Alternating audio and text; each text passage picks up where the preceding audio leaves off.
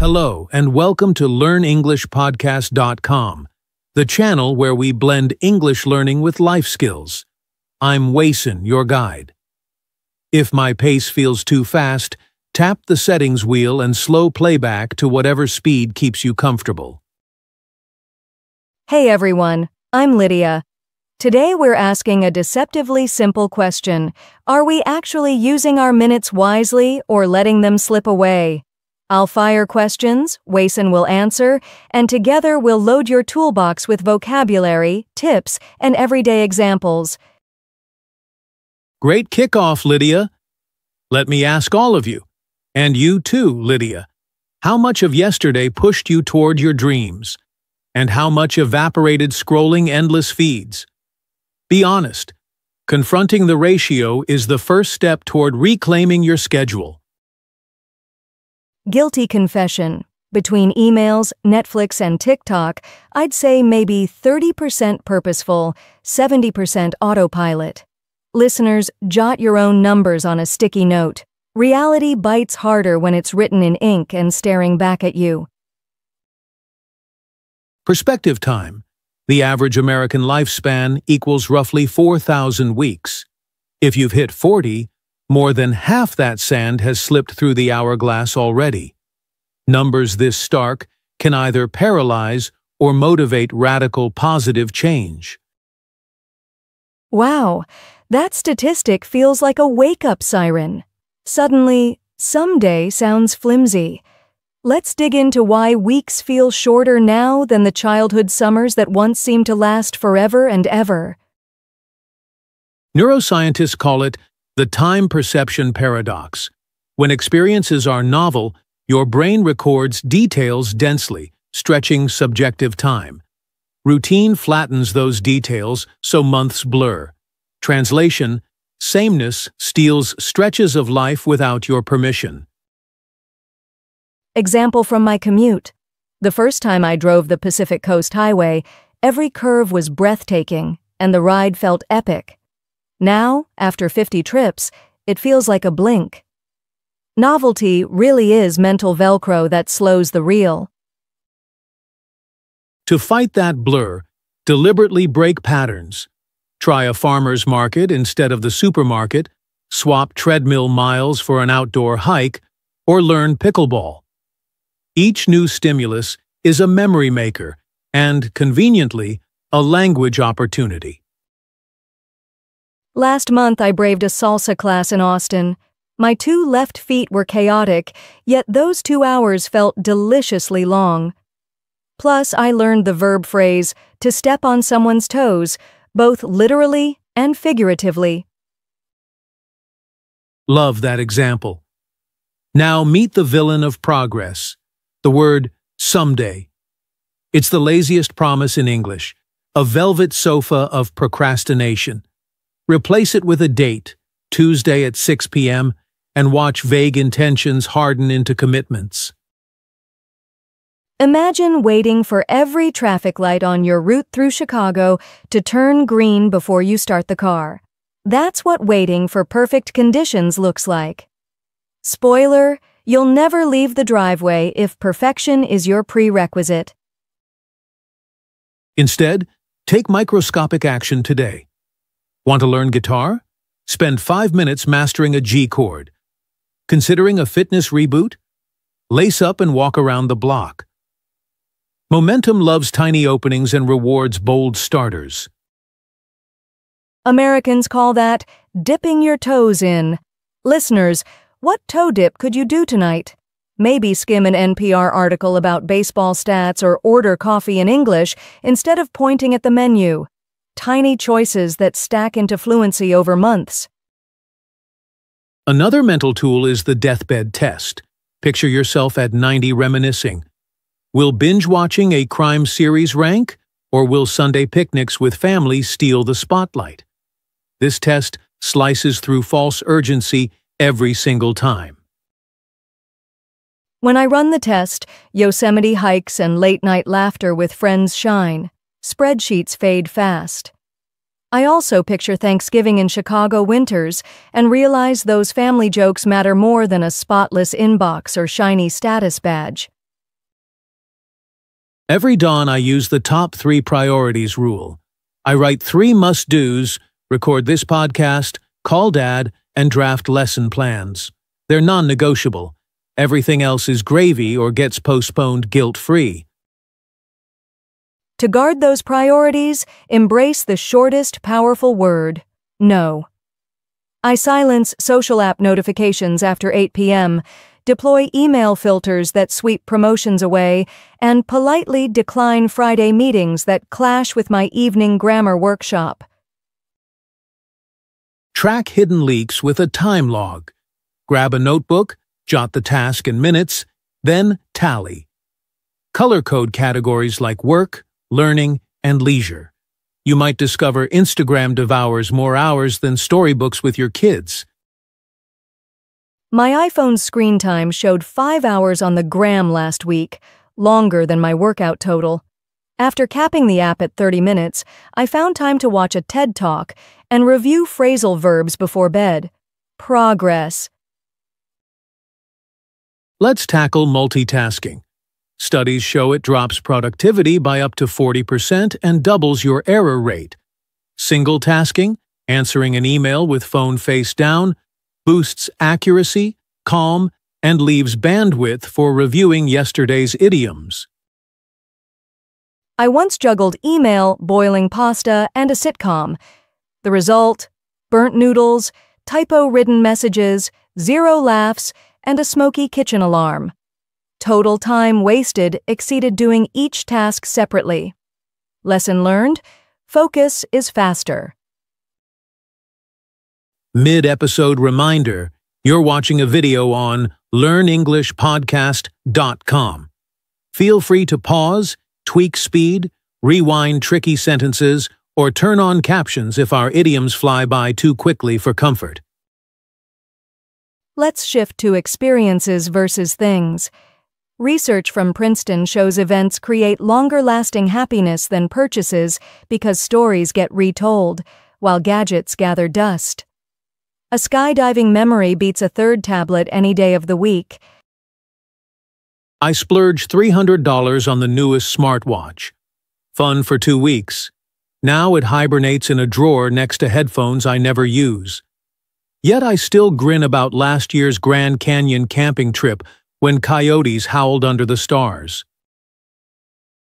I bought a pricey handbag collecting dust, but a weekend cooking class with my mom still spices up family dinners. We laugh every time we brulee the creme caramel slightly too dark. Sweet memories over sweet accessories.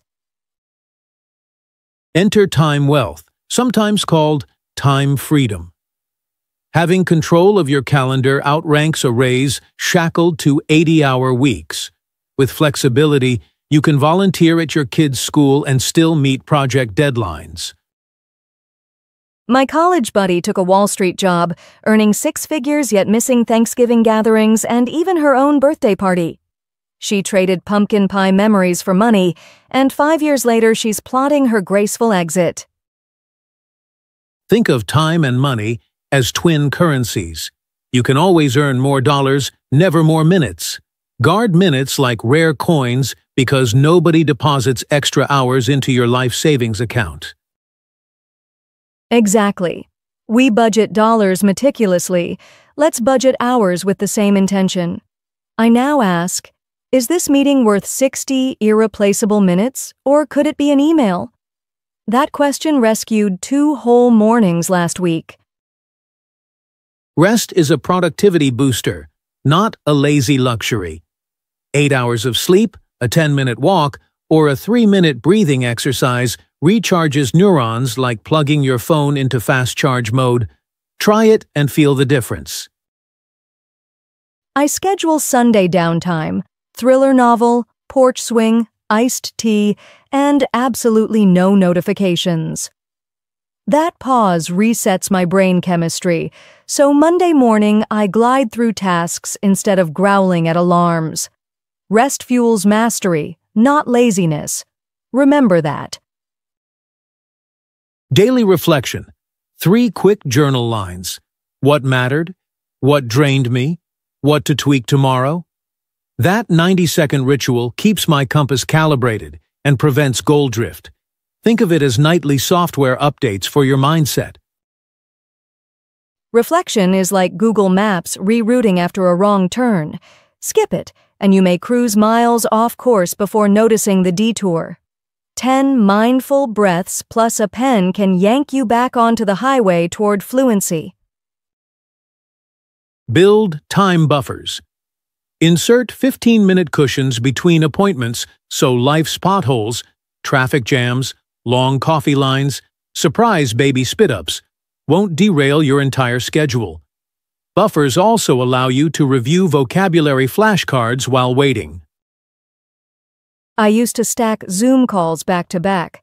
One overtime client toppled my schedule like dominoes and left me frazzled. Now buffers buy breathing room, water refills, and even a quick tongue twister for pronunciation warm-up. Another brain-friendly principle is Parkinson's Law. Work expands to fill the time you give it. Hand yourself 4 hours to write an essay, and you'll dawdle. Promise to finish in 90 minutes, and motivation snaps to attention, freeing hours for English study later. I tested that at my marketing job. Weekly analytics reports once swallowed an entire afternoon.